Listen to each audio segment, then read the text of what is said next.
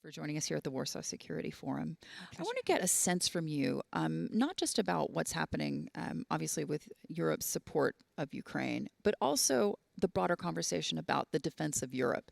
A few years ago, in October of 2021, I sat down with Vladimir Putin for Russia Energy Week. And amongst all the things we discussed was one of security in the Arctic. We talked about his oil and gas infrastructure there, but we also talked about the fact that there's a more significant Russian military presence there than any other country has to date.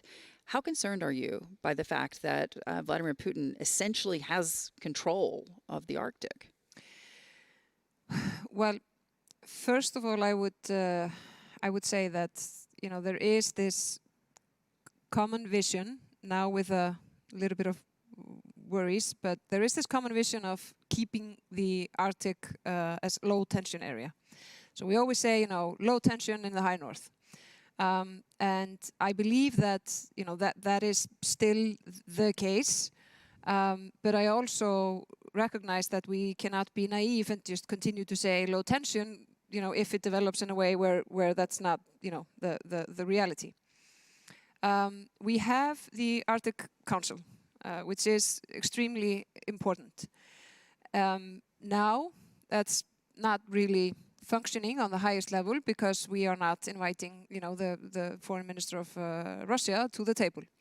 That means that we cannot make formal decisions because the Ottawa Declaration says very clearly that you have to have every member state around the table to make a formal decision. Yes, to make a formal decision. But that does not mean that we cannot move, and that's something that we have to think about for the future because we do agree, and that will be the case for quite some time, I believe, that there's no business as usual when it comes to bilateral relations with Russia, regional relations with Russia, or on the international stage. And I would not want, Arctic Council to be an exemption from that. You can sense that the discussion on the Arctic is on more stages now. It used to be quite narrow. Now it's popped up in other discussions as well. Which of course is a clue of what it is that we worry about, or certain nations or other nations that are outside, they're not part of the Arctic region. Mm-hmm. But I can only hope that we will not add that region to the main challenges that we face. Because one side is the security side of it, but it's also the climate change is rapid there, and we cannot. We have to continue to work in that regard, and the same goes with the indigenous people. That the Arctic Council is their venue as well or that table where they can have a voice. So there are so many things in the Arctic that we have to be able to talk about. But I hope that it will continue to be a low tension area. That's basically all I can say. Beyond that, just a question of vulnerability. When I asked Vladimir Putin about what was then the latest military innovation for the Russians, which was the hypersonic missile, I asked if I could see one in action, and he said, "Would love to show you that, but they're already on deployment and they're in the Arctic." And I said, "That's fine, I'll go there." And he said, "It's on a submarine, so no, maybe next time." But I thought it was interesting because when I would speak to Western leaders, hypersonic missiles at that time was not at the top of their list of things that one needed to be protecting their nation from nor combating. There has been some progress since 2021. But at the same point, if we're talking about vulnerabilities, how vulnerable is the Arctic? I would say in so many sense, it is vulnerable. And again, if I look, security is one part, but it's extremely vulnerable when it comes to climate change. It's extremely vulnerable when it comes to pretty radical changes in that regard. And it's also vulnerable if you think about the indigenous communities that are part of, that are basically, living in the Arctic. And with on the security part, again, I think it's both a good sign or maybe not that great sign that the discussion on the Arctic is popping up in other areas. It's a good sign because it means that We are not naive when it comes to the situation there, but You realize there could potentially be another front. yes, and again, there is this common vision that that it really is that we want to keep it low tension. So every step we make and how the discussion develops or other things, we have to think about that. That hopefully we can keep it as a low tension area. Yeah.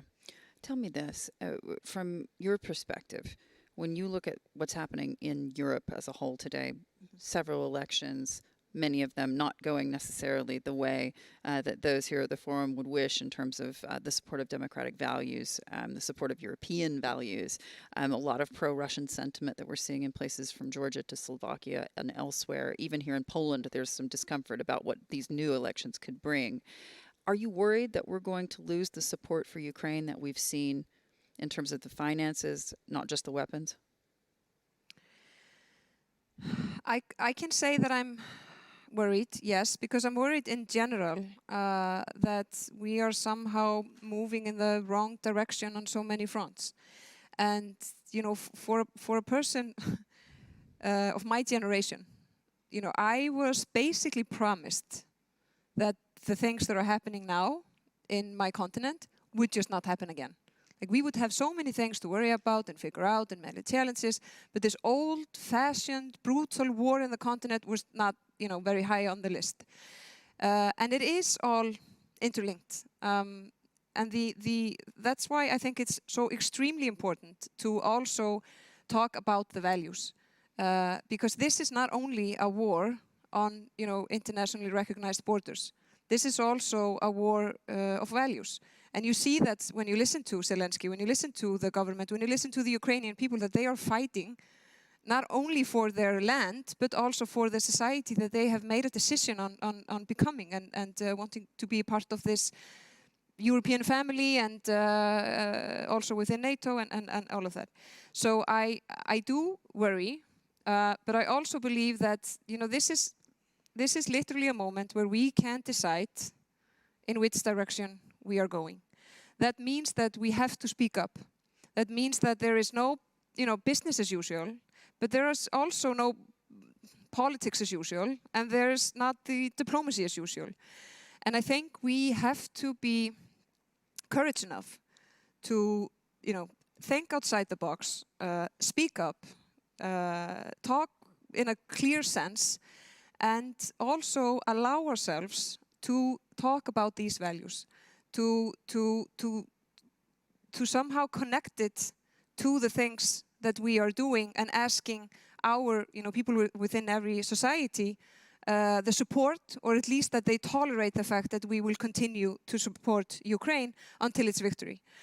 And so it's, you know, it is worrisome what we see, but I truly believe that it's not a lost cause or a lost fight, but we have to have a very honest dialogue with the people. It's not enough that the leaders believe something. It's not enough that the governments believe something. I mean, we have to be in the same team because democracy is messy. You know, it's chaotic. It looks easier to have an autocratic state until it breaks, while in democracies you have all the small and big problems on the table, and it gets messy and it gets complicated, but it's still the best way to do things. So we have to be more vocal, I believe. You are on the front lines of climate change. Mm-hmm. When you think about the energy transition, all the progress that's been made since the invasion of Ukraine by Europe versus what we're seeing in the global south, what we're seeing in the Gulf Arab countries, the oil-producing nations, they have not stopped dealing with the Russians. They have not stopped being customers of Vladimir Putin.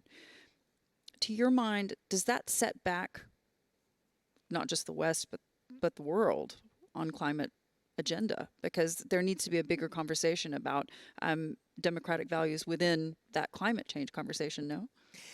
Yes, well, this is quite a complex picture, because one of the things that I find missing in the discussion on climate change and especially energy transition is the security part of it, and the geopolitical consequences of energy transition. Because if we are able to go through energy transition, that will mean that we will have, different countries with a more leverage, you could say, or stronger geopolitical position. Because you can see the obvious, the geopolitical position that the countries that dig up oil have. So that's one part which I sometimes find missing, because there's both this opportunity to do things in a certain way to have a better balance, but also when it comes to being dependent on other countries for certain things that you need if you want to go through the energy transition.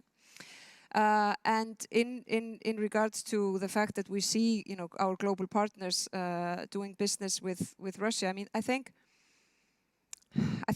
this takes time. I do believe that, I mean, some of them do it because the value discussion isn't really, they don't really connect to it. We know that we have a challenge when it comes to, our respect or our position with global partners, and I think we need to be quite honest with ourselves why that is. I do believe that we need to engage a lot more, and we need to, because there's a lot of also misinformation, disinformation in these regions, and I would say that the Russian Federation is doing quite a good job there, but so there needs to be this common understanding of the consequences of their action, because that's not the consequences for Ukraine alone. It's not consequences for the West. I mean, it's a consequence for the world, and it's even in regions where they can handle it a lot worse than we can, with be it grain or other prices and other consequences. So we definitely have a work to do, but we also need to understand that, the regions are in a very different positions. I mean, some of them can't, as is, cut on business. Yeah, And that's the reality. It's not always about what they would like. So we also have to, engaging is the answer there on different fronts. But and offering potentially an alternative. Absolutely. Yeah. Absolutely. Minister, thank you so much for joining the Warsaw Security Forum. Thank you.